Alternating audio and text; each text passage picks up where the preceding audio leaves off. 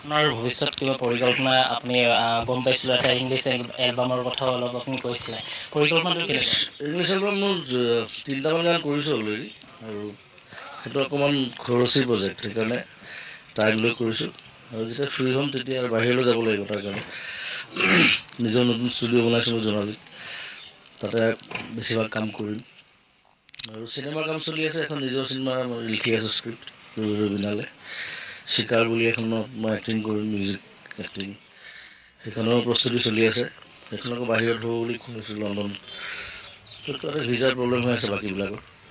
চ' বিহুৰ পিছতে চাগে আমি আকৌ লণ্ডন যাব লাগিব আমাৰ। ছাগলী মঞ্চত আপুনি কৈছিলে চিনেমা বনাইছে এতিয়া চিনেমা ৰিলিজ নিদিওঁ, কেনেকুৱা? কি কি কৈছিলোঁ? ছাগলী মঞ্চত আপুনি কৈছিলে যে চিনেমা মই বনাই আছোঁ কিন্তু এতিয়াই ৰিলিজ কৰি নিদিওঁ। অঁ, এই দুখন চিনেমা আছে, মই এতিয়া অতি সোনকালে নিদিওঁ, অহা বছৰহে হ'ব। কাৰণ মই এনেও গৰমত মই শ্বুটিং নকৰোঁ, বেয়া পাওঁ। চ' শ্বুটিং হোৱাৰ পিছত এইটো বছৰ পাৰে হৈ যাব আৰু চ' নেক্সট ইয়েৰ ৰিলিজ কৰিম দুখন ধুনীয়া ধুনীয়া চিনেমা। এইবাৰ বিহু এইবাৰ মঞ্চত আপুনি নতুন গান কি গাইছে? শ্লাম্বুকৰ এটা গান আপুনি গাইছে, খুব জনপ্ৰিয় হৈছে। শ্লামবুক গাইছোঁ আৰু তিনিটামান নতুন গান আছে। চিলা এলবামৰ দুটা গান আছে, সেইকেইটা মই গোৱা নাই, গাম এতিয়া। আৰু যিহেতু প্ৰত্যেকখন মঞ্চত গানবোৰ সলাই আছোঁ আৰু পুৰণা কিছুমান গানো আকৌ এবাৰ ঘূৰাই আনিছোঁ, বহুত দিন গোৱা হোৱা নাছিলে। চ' মানুহে সেইকাৰণে আনন্দ পাইছে, পুৰণা গানো শুনিবলৈ পাইছে, নতুন গানো শুনিবলৈ পাইছে। আৰু চিনেমাৰ গান বিশেষকৈ বহুত বেছি হৈ গ'ল, কেইবাখনো চিনেমা কৰিলোঁতো। চ' চিনেমাৰ গানবোৰত মই গুৰুত্ব দি আছোঁ, জোৰ দি আছোঁ, যাতে মানুহে চিনেমাৰ প্ৰতি আৰু আগ্ৰহী হয়। শ্লেম বুকৰ কথা অকণমান যদি কয়, শ্লেম বুকখনৰ আপুনি পালতৰাটো গাইছে, মানুহে বহুত ক্ৰাউড কৰিছে সেইদিনা খাৰগুলিত আমি দেখিছোঁ আপুনি পালতৰা গাওঁতে মানে চিঞৰিছে, কেনেকুৱা লাগিছে? পালতৰাটো আমি প্ৰথম গান ৰিলিজ কৰিছোঁ শ্লেমবুকৰ, 4টা গান কৰিছোঁ তাত মই মিউজিক, আৰু হিৰ' হিৰইন আজি লগতে আছে মোৰ, নিৰূপম আৰু শ্ৰেষ্ঠা। সিহঁতেও যিমান পাৰি মোৰ লগত প্ৰমোশ্যন কৰিবলৈ চেষ্টা কৰিছে, অন্ততঃ ইয়াৰ মঞ্চবিলাকত, কাৰণ বহুত দূৰ হ'লে যাবলৈ দিগদাৰ হ'ব। চ' মই ক'লোঁ সেইদিনা যদি বোলো 22 তাৰিখলৈকে মই গুৱাহাটীতে আছোঁ, চ' প্ৰত্যেকখন মঞ্চত যদি তেওঁলোক যায় মোৰ লগত, ত' মানুহে অলপ উৎসাহ পাব আৰু চিনেমাখনৰ প্ৰতি মানে হেৰি হ'ব, আগ্ৰহী হ'ব। শ্লেম বুকৰ গোটেই গানখিনি প্ৰায় চাগে আপুনি গাইছে? গোটেইকেইটা মই গাইছোঁ, গোটেইকেইটা মই গাইছোঁ। গোটেইকেইটা গান যিহেতু গাইছে, লগতে আপোনাৰ লগত এক্ট্ৰেছ আছে, এক্টৰ আছে সেইখন চিনেমাৰ, ইহঁতক লগত লৈ যাওঁতে আপোনাৰ কেনেকুৱা লাগি আছে? ভাল লাগিছে আৰু চিনেমাৰ প্ৰতি মই সদায় আগ্ৰহী। কথাটো হ'ল 2015 চনৰ পৰা লাগি আছোঁ চিনেমাত, পূৰা জোৰ দি পেলাই।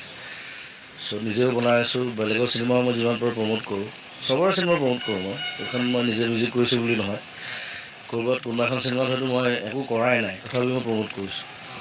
চ' সেইটো মোৰ দায়িত্ব বুলি ভাবোঁ। আৰু শ্লামবুক যিহেতু মোৰ বেকগ্ৰাউণ্ডত মই আছোঁ, মই বেকগ্ৰাউণ্ড কৰি আছোঁ, চ' দেখিছোঁ চিনেমাখন মৰম লগা এখন চিনেমা হৈছে, ধুনীয়া চিনেমা। আৰু আপোনাৰ ভৱিষ্যত কিবা পৰিকল্পনা আপুনি গম পাইছিলোঁ এটা ইংলিছ এলবামৰ কথাও অলপ আপুনি কৈছিলে, পৰিকল্পনাটো কেনেকুৱা? ইংলিছ এলবাম মোৰ তিনিটামান গান কৰিছোঁ অলৰেডি আৰু সেইটো অকণমান খৰচী প্ৰজেক্ট, সেইকাৰণে টাইম লৈ কৰিছোঁ আৰু যেতিয়া ফ্ৰী হ'ম তেতিয়া আৰু বাহিৰলৈ যাব লাগিব তাৰ কাৰণে। নিজৰ নতুন ষ্টুডিঅ' বনাইছোঁ মই জোনালীত, তাতে বেছিভাগ কাম কৰিম আৰু চিনেমাৰ কাম চলি আছে। এখন নিজৰ চিনেমা মই লিখি আছোঁ স্ক্ৰিপ্ট ৰবিনালে, চিকাৰ বুলি এখনত মই এক্টিং কৰিম, মিউজিক এক্টিং, সেইখনৰ প্ৰস্তুতি চলি আছে। সেইখন আকৌ বাহিৰত হ'ব বুলি শুনিছোঁ লণ্ডন, তাতে ভিজাৰ প্ৰব্লেম হৈ আছে বাকীবিলাকৰ। চ' বিহুৰ পিছতে চাগে আমি আকৌ লণ্ডন যাব লাগিব আমাৰ। ছাগলী মঞ্চত আপুনি কৈছিলে চিনেমা বনাইছে এতিয়া চিনেমা ৰিলিজ নিদিওঁ, কেনেকুৱা? কি কি কৈছিলোঁ? ছাগলী মঞ্চত আপুনি কৈছিলে যে চিনেমা মই বনাই আছোঁ কিন্তু এতিয়াই ৰিলিজ কৰি নিদিওঁ। অঁ, এই দুখন চিনেমা আছে, মই এতিয়া অতি সোনকালে নিদিওঁ, অহা বছৰহে হ'ব। কাৰণ মই এনেও গৰমত মই শ্বুটিং নকৰোঁ, বেয়া পাওঁ। চ' শ্বুটিং হোৱাৰ পিছত এইটো বছৰ পাৰে হৈ যাব আৰু চ' নেক্সট ইয়েৰ ৰিলিজ কৰিম দুখন ধুনীয়া ধুনীয়া চিনেমা। এইবাৰ বিহু এইবাৰ মঞ্চত আপুনি নতুন গান কি গাইছে? শ্লাম্বুকৰ এটা গান আপুনি গাইছে, খুব জনপ্ৰিয় হৈছে। শ্লামবুক গাইছোঁ আৰু তিনিটামান নতুন গান আছে। চিলা এলবামৰ দুটা গান আছে, সেইকেইটা মই গোৱা নাই, গাম এতিয়া। আৰু যিহেতু প্ৰত্যেকখন মঞ্চত গানবোৰ সলাই আছোঁ আৰু পুৰণা কিছুমান গানো আকৌ এবাৰ ঘূৰাই আনিছোঁ, বহুত দিন গোৱা হোৱা নাছিলে। চ' মানুহে সেইকাৰণে আনন্দ পাইছে, পুৰণা গানো শুনিবলৈ পাইছে, নতুন গানো শুনিবলৈ পাইছে। আৰু চিনেমাৰ গান বিশেষকৈ বহুত বেছি হৈ গ'ল, কেইবাখনো চিনেমা কৰিলোঁতো। চ' চিনেমাৰ গানবোৰত মই গুৰুত্ব দি আছোঁ, জোৰ দি আছোঁ, যাতে মানুহে চিনেমাৰ প্ৰতি আৰু আগ্ৰহী হয়। শ্লেম বুকৰ কথা অকণমান যদি কয়, শ্লেম বুকখনৰ আপুনি পালতৰাটো গাইছে, মানুহে বহুত ক্ৰাউড কৰিছে সেইদিনা খাৰগুলিত আমি দেখিছোঁ আপুনি পালতৰা গাওঁতে মানে চিঞৰিছে, কেনেকুৱা লাগিছে?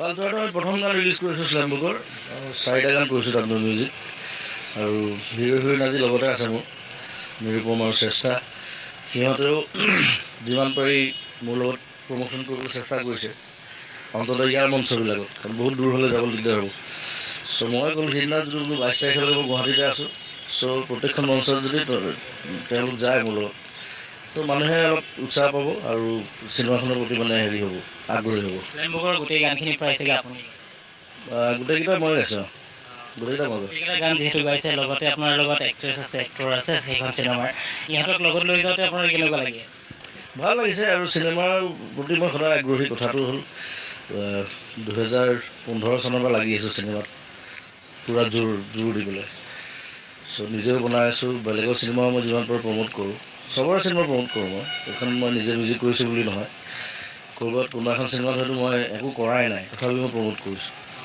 চ' সেইটো মোৰ দায়িত্ব বুলি ভাবোঁ আৰু শ্লেমবুক যিহেতু মোৰ বেকগ্ৰাউণ্ডত মই আছোঁ মই বেকগ্ৰাউণ্ড কৰি আছোঁ চ' দেখিছোঁ চিনেমাখন মৰম লগা এখন চিনেমা হৈছে ধুনীয়া চিনেমা আৰু